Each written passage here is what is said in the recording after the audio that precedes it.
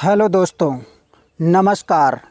आप देख रहे हैं दृष्टांत लाइव न्यूज़.com। मुंबई में ताउते तूफान का कहर, देश में और एक तूफान का खतरा, नाम है यास। अब खबरें विस्तार से। ताउते तूफान ने मुंबई में बहुत भारी तबाही मचाई है।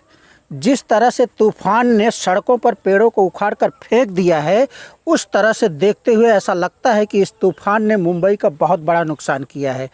पेड़ों को बीएमसी काट काट कर रास्ते को साफ कर रही है और इस चक्रवाती तूफान की वजह से एक एरिया में पेड़ एक महिला के सर पे गिरते गिरते बचा।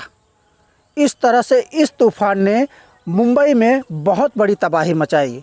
मुंबई में इस तूफान की वजह से कुल 6 लोगों ने अपनी जान गंवाई और 9 से 10 लोग बुरी तरह घायल हो गए हैं। और इस तूफान ने मुंबई के कोलाबा एरिया में बहुत बड़ी तबाही मचाई। इस कोलाबा एरिया में हवा की रफ्तार 110 किलोमीटर प्रति घंटे की रही, जिस वजह से कोलाबा के आसपास के क्षेत्रों में पेड़ों को बहुत नुकसान हुआ। पेड़ों को इस तूफान ने उखाड़कर रोड पर फेंक दिया।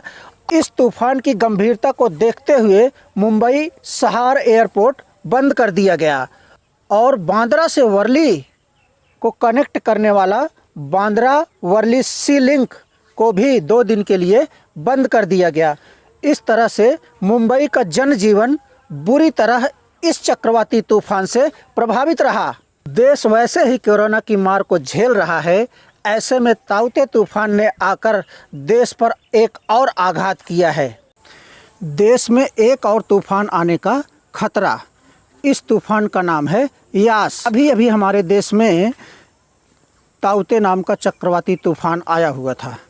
इस तूफान से अभी हम उबरे भी नहीं थे, अभी हम चैन की सांस ले भी नहीं पाए थे। यास ने आने का संकेत दे दिया है और इस पर हमारे देश के प्रधानमंत्री नरेंद्र मोदी हमारे देश की आपदा प्रबंधन प्राधिकरण NDMA के साथ बातचीत करने के लिए समीक्षा बैठक करने वाले हैं। इस तूफान यास के बंगाल की खाड़ी और उड़ीसा के तटों पर टकराने की आशंका जताई जा रही है।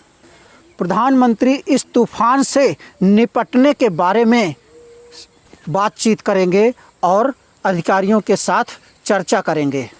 इस तूफान को लेकर प्रधानमंत्री नरेंद्र मोदी दूरसंचार और बिजली और नागरिक उड्डयन और पृथ्वी विज्ञान के वैज्ञानिकों के साथ भी बातचीत करेंगे। इस समीक्षा बैठक में देश के प्रधानमंत्री के अलावा गृह मंत्री अमित शाह और अन्य कई मंत्रियों को भी भाग लेने की संभावना है। बंगाल की खाड़ी में कम दबाव बनने की वजह से 24 मई को यास तूफान का रूप ले लेगा। देश के मौसम विभाग ने एक अलर्ट जारी किया है कि यह तूफान यास देश के उत्तरी भाग की तरफ बढ़ने की संभावना है, जो 24 मई तक एक खतरनाक चक्रवाती तूफान का रूप ले सकता है।